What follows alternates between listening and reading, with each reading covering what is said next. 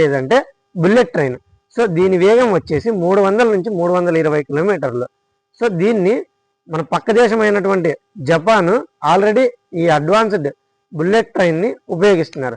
So వాళ్ళ దగ్గర నుంచి కొద్దిగా మనం టెక్నాలజీని అడాప్ట్ చేసుకొని సో మనం కూడా రాబోయే 3 ఏళ్ల లోపు భారతదేశం అంతటా ఈ బుల్లెట్ ట్రైన్ నెట్వర్క్ని స్థాపించాలని నరేంద్ర మోడీ గారు కావచ్చు, ఇప్పుడున్న గవర్నమెంట్ కావచ్చు, సో దీని గురించి మాట్లాడుకుంటున్నారు అనమాట.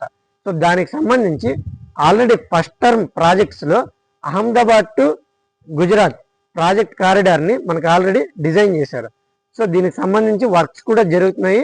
సో ఇది 2027 కల్లా పూర్తి అవుతుందంటూ చెప్తున్నారు.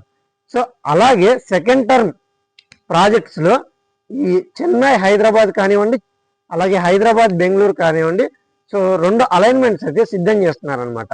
సో ఇది ఇప్పుడు ప్రస్తుతానికి ప్రపోజల్ దృష్టిలో ఉన్నాయి. సో ఇందులో ఈ 2 అలైన్మెంట్స్లో కూడా మన ఆంధ్రప్రదేశ్ని టచ్ చేస్తూ ఒకటి 6 స్టేషన్లు, ఒకటి 8 స్టేషన్లు డిస్కస్ చేస్తున్నారు అనమాట. హైదరాబాద్ చెన్నై